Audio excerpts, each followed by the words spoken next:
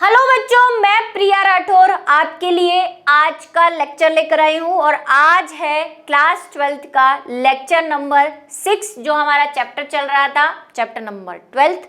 और उसके साथ हम आज पहुँच रहे हैं इसके एंडिंग की तरफ। तो ये हमारा जो था वो लेक्चर फ्लो है।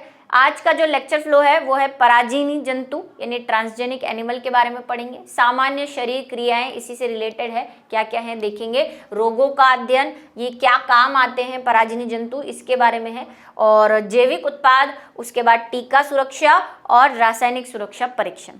तो क्या है पराजीन जंतु? तो पराजीन जंतु हमने कहा था कि ऐसे एनिमल्स जिनके डीएनए में हम फेरबदल करके कुछ भी चेंज करके कोई नए टाइप का जीव बना लेते हैं या एनिमल बना लेते हैं, क्योंकि जंतु की बात हो रही है, एनिमल बना लेते हैं, तो हम उसे कहते हैं ट्रांसजेनिक एनिमल, जिसको हमने जीएमओ भी कहा था, जेनेटिकली मॉडिफाइड ऑर्गेनिज्म। जिसमें एनिमल है तो भाई जेनेटिक मॉडिफाइड एनिमल हो जाएगा, ठीक है, जीएमए हो जाएगा।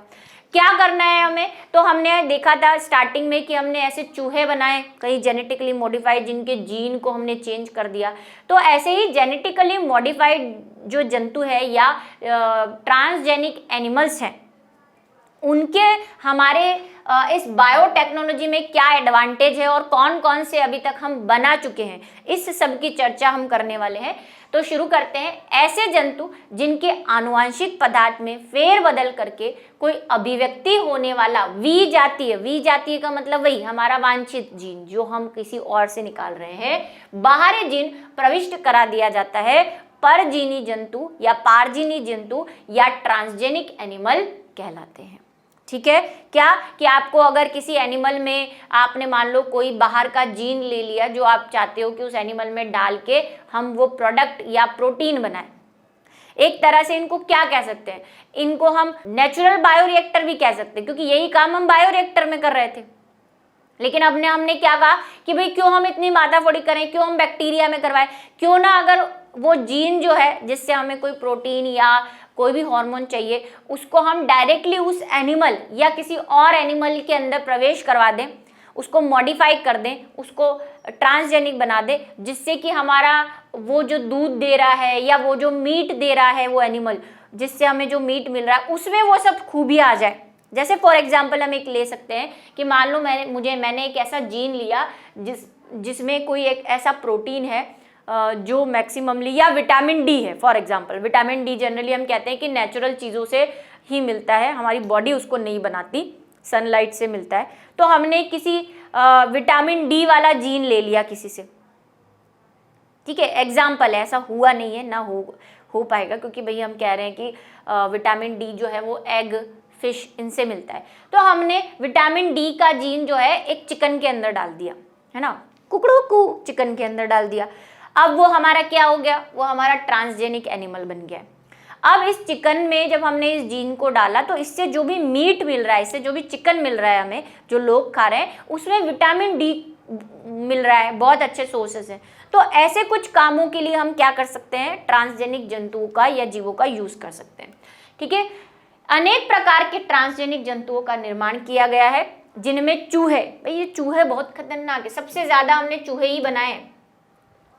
चूहे, खरगोश, सुअर, भेड़, गाय, मछली प्रमुख हैं। इतने हम क्या कर चुके हैं, ट्रांसजेनिक एनिमल बना चुके हैं। लेकिन सभी पारजीनी जंतुओं में लगभग 95% क्या है, चूहे यानी कि माइस है।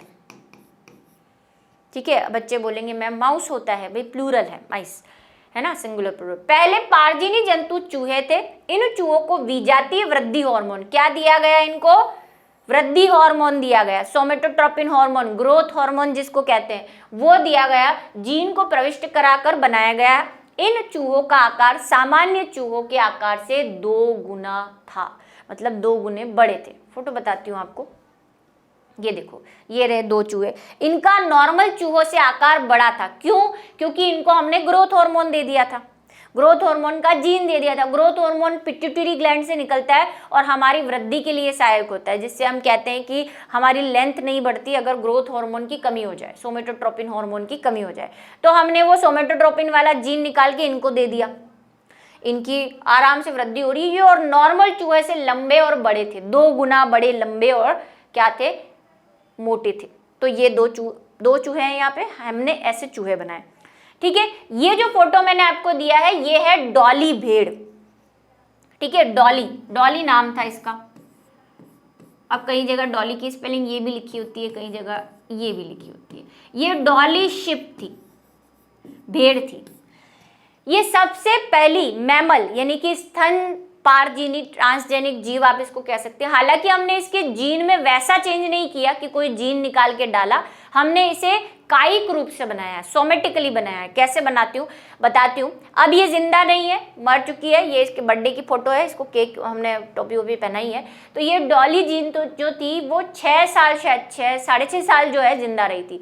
2003 में वैलेंटाइन डे से आपको शायद याद रह जाए, 14 फरवरी को इसकी डेथ हो गई थी 2003 में। ठीक है, तो 2003 में ये मर चुकी है 14 फरवरी को, और इसको कैंसर हो गया था, लंग कैंसर हो गया था इसको, जिसकी वजह से इसको मारना पड़ा, ऐसा मैं कह सकती हूँ। ठीक है, चलिए, तो ये क्या है भाई, ये शिप थी, एक काले मुंह वाली शिप थी। इसका ये कहाँ की थी भैया, ये ब्लैक शिप थी, ब्लैक फेस स्कॉटलैंड की थी ये। ठीक है, स्कॉटिश एक ब्लैक फेस शिप थी, भेड़ थी। अच्छा, भेड़ को ईव भी लिखा होता है कई जगह। तो अब आप ये मत बोलना कि मैम आपने तो कहा था डॉली भेड़ से बनी है, शीप से बनी है, वहां पे तो ईव लिखा हुआ है, ईव भी कहते हैं भेड़ को। ठीक है, तो ये ईव थी, इसकी क्या करी हमने, सेल्स निकाल ली, एग निकाल लिया इसका, ओवरी में जो एग बन रहा था उसको निकाल लिया। ठीक है, अब उसको निकाल के हमने क्या करा, उसका न्यूक्लियस गायब कर दिया। इसमें जो रेड न्यूक्लियस दिख रहे हैं आपको, वो गायब कर दिया। ये देखो, न्यूक्लियस निकाल दिया। तो अब ये जो सेल है इसको हम बोलते हैं ई न्यूक्लिएटेड, केंद्रक विहीन या ई न्यूक्लिएटेड कर दिया हमने इसको, केंद्रक निकाल दिया। अब ये एक कायिक कोशिका की तरह हो चुकी है, अगुणित थे। एग आपको पता है, अंडाणु जो है वो अगुणित होता है, ये अगुणित थी। अब हमने क्या किया, एक दूसरी हमारे पास शिप थी जिसका नाम क्या था, फिन डॉर्सेट फिश जो थी, एक फिन डॉर्सेट शिप थी या ईव थी।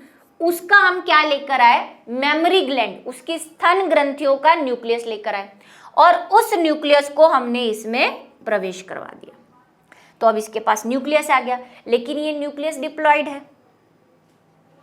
ना। वो एग था, उसका न्यूक्लियस हैप्लॉइड था, अगुणित था।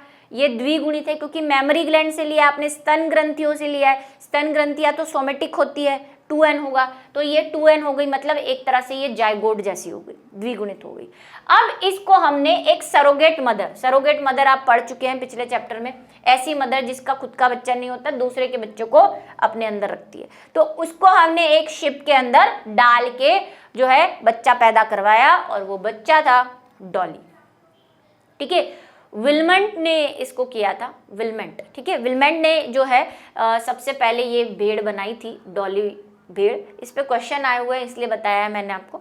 ठीक है, चलिए, और अब क्या करते हैं कि हम ये पारजीन जंतु बनाते क्यों हैं, क्या रीजन है हमारे इनको बनाने के। तो हमारे पास कुछ सामान्य कारण है इसके। सबसे पहला, सामान्य शरीर व विकास के लिए, कि हम इन जीन्स को चेंज करा के उनकी सामान्य शारीरिक क्रिया यानी कि उनकी फिजियोलॉजी कैसी है इस पर अध्ययन कर सकते हैं, या फिर उनका विकास कैसे हो रहा है, उनमें कैसी ग्रोथ हो रही है, इस जीन को डालने के बाद उनमें क्या क्या चीज़ें चेंज हो रही है, ये जानने के लिए भी हम करते हैं। पारजीनी जंतुओं का निर्माण विशेष रूप से इस प्रकार किया जाता है जिनमें जीनों के नियंत्रण व उनके शरीर के विकास, सामान्य कार्यों पर पड़ने वाले प्रभावों का अध्ययन किया जा सके या किया जाता है। ठीक है, कि उस जीन को डालने से क्या होगा, क्या कोई हम हमारा जीन उनके अंदर डाल दे तो वो प्रोटीन या वो हार्मोन बना सकते हैं, ये सारी इंफॉर्मेशन गैदर करने के लिए। उदाहरणतः विकास में भागीदार जटिल कारकों जैसे कि इंसुलिन की तरह विकास कारक का अध्ययन। हमने इंसुलिन भी डाला लेकिन वो हमारे लिए एलर्जेटिक था, है ना, पिग में डाल के हमने देखा।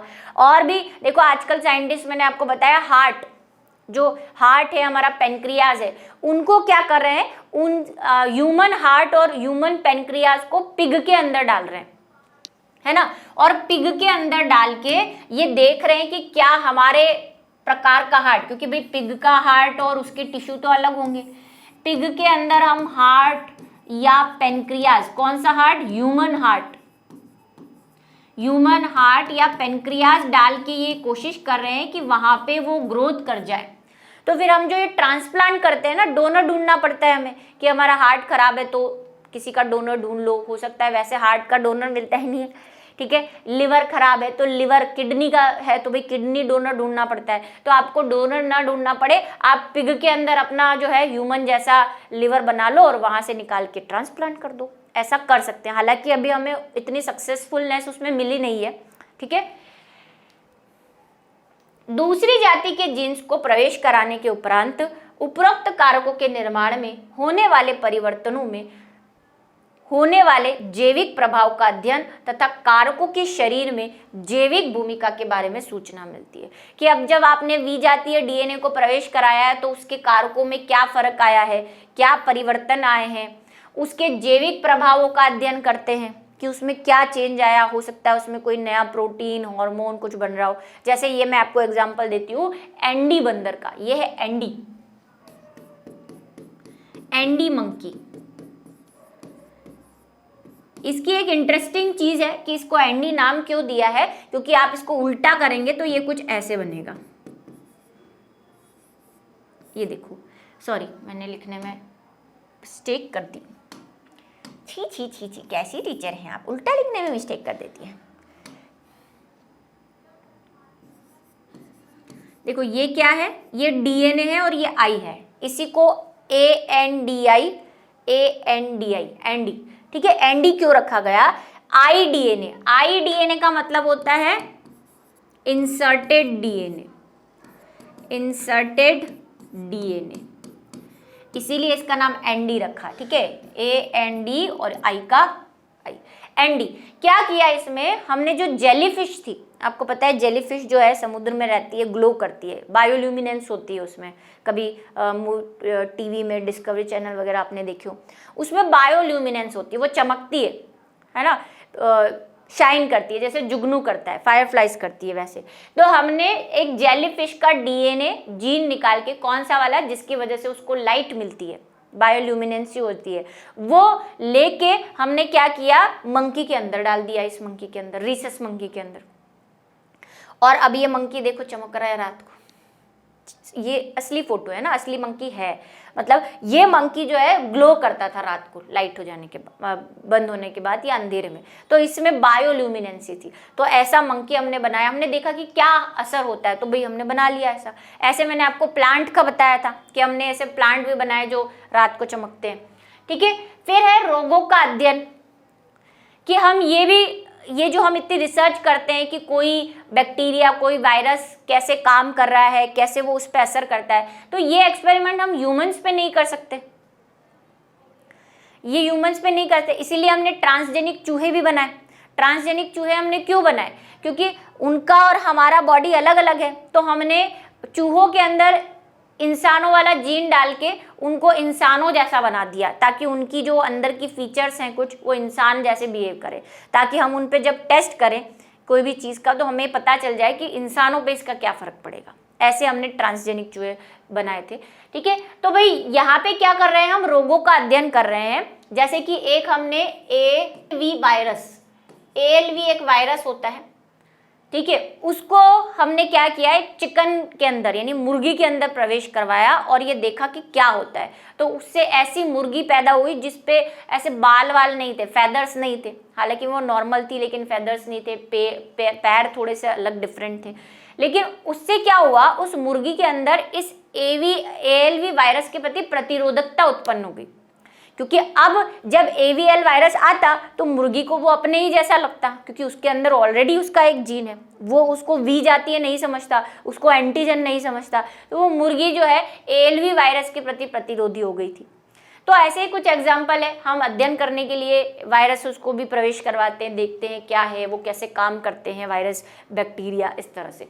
यह विशिष्ट रूप से निर्मित है जो मानव रोगों के लिए नमूने के रूप में प्रयोग किए जाते हैं ताकि रोगों के नए उपचार का अध्ययन किया जा सके, है ना। वो बैक्टीरिया कैसे जनन कर रहा है, कैसे वो उसके अंदर रह रहा है, इसके लिए हम क्या करेंगे, बेचारे जानवरों का यूज करते हैं, इंसान तो मार नहीं सकते, है ना। वर्तमान समय में मानव रोग जैसे कि कैंसर, पुटीय रेशामय, स्टिक फाइब्रोसिस, रूमेटॉइड संधिशोध हेतु पारजीवी नमूने उपलब्ध हैं। हमने क्या किया, स्टिक फाइब्रोसिस क्या होता है, स्टिक फाइब्रोसिस आपके लिवर में, पेनक्रियाज में जो डाइजेस्टिव ग्लैंड्स होती है उसमें इन्फेक्शन हो जाता है, उसको कहते हैं सिस्टिक फाइब्रोसिस, ठीक है। ये आपने वहाँ पे भी पढ़ा था जब हमने ड्रग एडिक्शन वाला चैप्टर पढ़ा था, वहाँ पे भी आपको पढ़ाया है। रूमेटॉइड संधि जिसको आर्थराइटिस भी कहते हैं नॉर्मल लैंग्वेज में, जो जॉइंट्स हैं आपके बॉडी के हड्डियों वाले, वो धीरे धीरे खराब होने लग जाते हैं। हमने इसको पढ़ा था वहाँ पे हाइपर इम्यूनिटी में, है ना, हाइपर सेंसिटिविटी में पढ़ा था कि हमारी हड्डियाँ खुद की सेल्स को दुश्मन समझ के उसको नष्ट करना शुरू कर देती है, हमारा इम्यून सिस्टम। तो भाई ये रूमेटॉइड्स वहाँ पढ़ा हुआ है हमने। तो ऐसे में ये कैसे काम करता है, इसके लिए हमने क्या किया, कुछ चूहे, ट्रांसजेनिक चूहे बनाए, कुछ ट्रांसजेनिक पिग बनाए जो इंसानों की तरह जीन्स रखते थे, वही हमारा जीन उनमें प्रवेश करा के फिर हमने उन पे ये टेस्ट किए कि ये रूमेटॉइड्स कैसे काम करता है, इसका क्या है, सिस्टिक फाइब्रोसा में क्या होता है, ये सारे अध्ययन हमने जो है कैंसर, इन सब की जानकारी के लिए हमने परजीवी नमूने बना रखे हैं। हमें उतना डिटेल में नहीं जाना है, देखो ये बहुत डिटेल वाली चीज़ है, लेकिन हमें वही जितना आपके लेवल का है उस लेवल पे मैं आपको समझा रही हूँ। फिर है जैविक उत्पाद कि कुछ उत्पन्न करना, जैविक उत्पाद मतलब बायोलॉजिकल प्रोडक्ट्स, ठीक है, बायोलॉजिकल प्रोडक्ट, वही बायोलॉजिकल प्रोडक्ट तो आप जो पूरा प्रोसेस पढ़ के आए हैं, है ना, इंसुलिन बनाना, यूमिलिन बनाना, है ना, कोई प्रोटीन बनाना, कोई विटामिन बनाना, तो किसी एनिमल के अंदर वो जीन प्रवेश करवा के उससे प्रोटीन बनाना, ये सारी चीज़ें इसके अंदर आ जाएगी। कुछ मानव रोगों के उपचार के लिए औषधियों की आवश्यकता होती है जो जैविक उत्पाद से बनी होती है, ठीक है, बायोलॉजिकल प्रोडक्ट से बनी होती है। ऐसे उत्पादों को बनाना अक्सर बहुत महंगा होता है, बायोरिएक्टर का बड़ा खर्चा करो, ऐसे ही बायोरिएक्टर थोड़ी बनते हैं, ठीक है।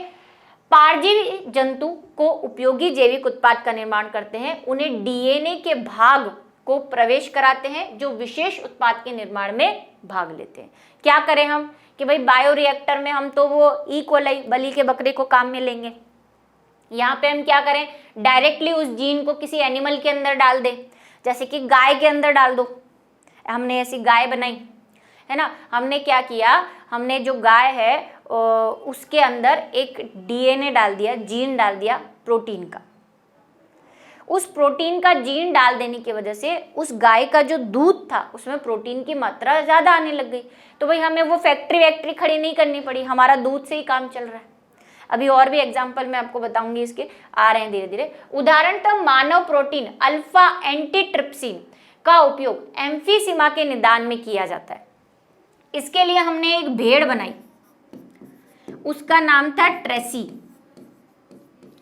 एक ट्रेसी भेड़ बनाई जिसमें हमने क्या किया, ये अल्फा एंट्रिप्सिन इसका जीन डाल दिया। अब ये जीन डाल दिया तो ये क्या करता है, ये एक प्रकार का प्रोटीन बनाता है। ये जीन अल्फा 1 एंट्रिप्सिन नाम का प्रोटीन बनाता था जो जीन, उसको हमने ट्रेसी भेड़ के अंदर डाल दिया। मतलब ट्रेसी तो हमने बाद में नाम दिया, भेड़ के अंदर डाल दिया। तो अब जो उसका जो दूध था उसके अंदर ये प्रोटीन बना हुआ आ रहा था। तो हम अगर वो दूध पी लेंगे तो जो एम्फीसीमा के रोगी हैं जिनमें ये प्रोटीन की कमी हो जाती है, ठीक है, उन एम्फीसीमा के रोगी को क्या मिल गई, उस दूध पीने से ही, दवाइयाँ नहीं खानी पड़ी, उसको दूध पिला दो गई, दवाई से तो बेटर ही है, तो उसको ये दूध दे सकते थे। तो ट्रेसी भेड़ हमने बनाई। फिनाइल कीटोनुरिया, ये हमने पढ़ा है पीके, पिछले चैप्टर्स में हम पढ़ के आए हैं। फिनाइल कीटोनुरिया में क्या होता है, वो एंजाइम जो होता है फिनाइल कीटोनिन वो नहीं बनता, जिसकी वजह से मल्टीपल रोग जो हैं वो हो जाते हैं, ठीक है, पढ़ के आए हम इसको। वह पुटीय रेशामय, पुटीय रेशा मतलब वही फाइब्रोसिस जो अभी सिस्टिस फाइब्रोसिस बताया था, वो के निदान हेतु किया जाता है। वर्ष 1977 में सर्वप्रथम पारजीनी गाय रोजी ये सारे नाम आपको याद रखने। रोजी मानव प्रोटीन संपन्न दुग्ध जिसमें 2.4 ग्राम प्रति लीटर, 1 लीटर में 2.4 ग्राम प्रोटीन इसके दूध में था, रोजी गाय के, ठीक है, मिल जाता था 1 लीटर। क्या थी रोजी गाय? तो रोजी गाय एक ट्रांसजेनिक क्या थी, काऊ थी, जिसके अंदर ये जीन डाल दिया था प्रोटीन वाला, तो उसके दूध में प्रोटीन की मात्रा बढ़ गई, ठीक है। इस दूध में मानव अल्फा लैक्टोएल्ब्यूमिन, कौन सा प्रोटीन का जीन? अल्फा लैक्टोएल्ब्यूमिन मिलता है, जो मानव शिशु हेतु अत्यधिक संतुलित पोषक तत्व है, जो साधारणतः गाय के दूध में नहीं मिलता। कोई ऐसे बच्चे हैं जिनकी मदर उनको फीड नहीं करवा पा रही है। सुना आपने, कुछ लेडीज ऐसी होती हैं जो डिलीवरी के बाद अपने बच्चे को दूध नहीं पिला पाती, उनके मेमोरी ग्लैंड में दूध नहीं बनता, तो फिर गाय का दूध दिया जाता है नॉर्मल। लेकिन गाय का दूध बच्चे के लिए बोलते, वैसे तो गाय का दूध बहुत हल्का होता है, आपने भी सुना होगा, भैंस के दूध के कंपैरिजन में गाय का दूध बहुत लाइट होता है बच्चे को पचाने के लिए, तो गाय का दूध दिया जाता है। लेकिन उसमें वो चीज़ें नहीं है जो माँ के दूध में है ना, कोलेस्ट्रम में है, जो हम कहते हैं उससे इम्यूनिटी मिलती है, उससे बहुत सारे ऐसे प्रोटीन्स मिलते हैं जो बाहरी सोर्स से नहीं मिल पाते। तो उसमें ही एक प्रोटीन है अल्फा लैक्टोएल्ब्यूमिन। हमने क्या किया, इस अल्फा लैक्टोएल्ब्यूमिन का जीन निकाल के उस गाय को दे दिया और गाय को लगा दिया, गाय को लगाया और एक गाय बनाई जिसका नाम है रोजी। अब ये गाय ऐसी थी जिसके 1 लीटर में 2.5 ग्राम प्रोटीन हमें मिल रहा था। अब वो फैक्ट याद करो जो मैंने आपको बताया था जब हमने बात की थी कि बायोटेक्नोलॉजी और नॉर्मल में क्या फ़र्क है। तो हमने वहाँ कहा था कि एक 250 किलो की जो गाय है वो एक दिन में पाव प्रोटीन भी नहीं देती, पाव भी अगर हम मान लें 250 ग्राम प्रोटीन देती है, ठीक है। और वो कितना में आएगा भाई, 1 लीटर में इतना प्रोटीन नहीं होता, 1 लीटर में आप बोलो 0.1 या 1 ग्राम भी आप मान लो, चलो 1 ग्राम मान लो, तो 1 ग्राम भी है तो उससे तो बहुत ज़्यादा है ये, ठीक है। 1 लीटर में आपको 2.5 ग्राम प्रोटीन मिल रहा है, वो भी कौन सा वाला, स्पेशल अल्फा एल्ब्यूमिन। तो इस तरह की गाय हमने बनाई, ये ट्रेसी भी आप नाम याद रखेंगे। फिर है टीका सुरक्षा, वैक्सीनेशन के लिए भी हम ट्रांसजेनिक जीवों को यूज़ करते हैं। टेस्ट करना हो आपको कि भाई ये हमने वैक्सीन बनाया है लेकिन डायरेक्ट ह्यूमंस को नहीं लगा सकते, है ना, छेड़छाड़ नहीं कर सकते, मर मुरा गया तो कौन बचाएगा। अभी हम एथिक्स भी पढ़ेंगे, उसमें ये टॉपिक आएगा कि हमें बायोटेक्नोलॉजी की एक लिमिटेशन है, ठीक है। ऐसा नहीं आप कुछ भी बना रहे हो, कुछ भी कर रहे हो। तो हम क्या करेंगे, उस वैक्सीन को टेस्ट कहाँ करें। तो हमने वो जो चूहे बना रखे हैं इंसानों जैसे, जिसमें हमने इंसानी जीन्स डाल रखे हैं, हमने वो जो एनिमल बना रखे हैं इंसानों जैसे, उन पे ये टेस्ट करेंगे और देखेंगे कि ये इंसानों को क्या इफेक्ट करेगा या नहीं।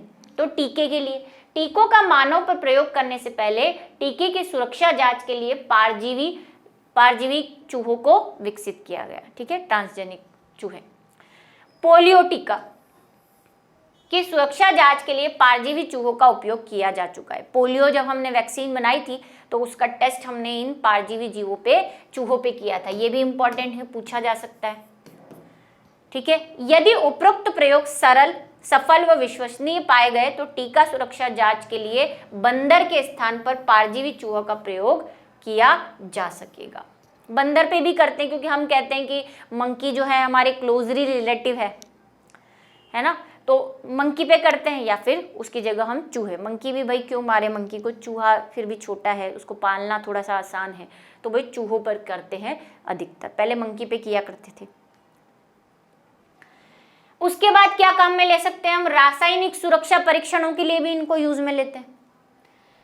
यह अविषालुता सुरक्षा परीक्षण कहलाता है, ठीक है। मतलब क्या करते हैं, अविषालुता की कोई आपको केमिकल है, कोई टॉक्सिक है ना, कोई जहर है, आपको देखना है कि ये जहर जो है वो कैसे काम करता है ह्यूमंस पे या किसी एनिमल पे, ठीक है। तो हम क्या करेंगे, पहले उनको ट्रांसजेनिक जीवों पे अप्लाई करेंगे, ठीक है, वहां पे देखेंगे कि वो कैसे रिएक्ट कर रहा है, तो उसकी स्टडी कर पाते हैं हम। अविषालु सुरक्षा प्रदान, टॉक्सिसिटी को सेफ्टी प्रोवाइड कराने के लिए कर सकते हैं।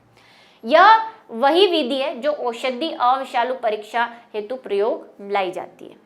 अब ये टॉक्सिक, आप बोलोगे जहर क्यों डालेंगे, तो टॉक्सिक तो हम अभी बोल रहे हैं, लेकिन ये टॉक्सिक जैसे कि एंटीवेमन, आपको सांप का एंटीडोट बनाना है, तो पहले आपको जो आपने एंटीडोट बनाया है, सांप का जो जहर है वो किसी में डाल के देखना पड़ेगा ना कि सांप का जहर कैसे काम करता है, उसका फिर हम एंटीडोट बना पाएंगे।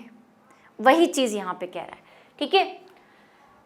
परजीवी जंतुओं में मिलने वाले कुछ जीन इसे अविषालु पदार्थों के प्रति असंवेदनशीलता बनाते हैं, जैसे कि मैंने अभी एक वो ALV चिकन बनाई थी, है ना, उसमें क्या किया हमने, वायरस को इंजेक्ट करके देखा तो चिकन में हमें दूसरी बहुत सारी अलग चीजें भी दिखी, जैसे मैंने कहा उसमें बाल नहीं थे, है ना, पैर उसके थोड़े से अलग थे, लेकिन उसमें अच्छाई क्या थी कि वो ALV वायरस से प्रतिरोधी हो गई थी, जबकि अपरजीवी जंतुओं में ऐसा नहीं होता, ठीक है। चूहों पर प्रयोग करके देखेंगे, वो अति संवेदनशील मतलब हाइपर सेंसिटिविटी होते हैं, हम पे करवाएंगे। परजीवी चूहों पे करा दो, जो इंसानों जैसे परजीवी चूहे हैं, उनमें हम ये टॉक्सिक डाल के देखेंगे उसको क्या कर रहा है, क्या असर नहीं कर रहा, कैसे कर रहा है, इसका एंटीडोट कैसे बनाए, ये सब चीजें हम देख सकते हैं। परजीवी जंतुओं को अविषालु पदार्थों के संपर्क में लाने के बाद पड़ने वाले प्रभावों का अध्ययन किया जाता है, ठीक है। उपरोक्त जंतुओं में अविषालु परीक्षण करने के कम समय में परिणाम प्राप्त होते हैं। भाई छोटे जीव हैं, जल्दी से उनमें ब्रीडिंग हो जाएगी, बच्चे पैदा हो जाएंगे। आपको ऐसा ही नहीं कि बस उस चूहे में देखना है, हमें ये भी देखना है कि हो सकता है उस चूहे को वो टॉक्सिक जो है, वो विषालु पदार्थ जो है, ठीक है, वो रिएक्ट नहीं कर रहा हो, लेकिन उसका कोई दुष्प्रभाव उसके बच्चे में आए, तो आपको पीढ़ियां भी देखनी है।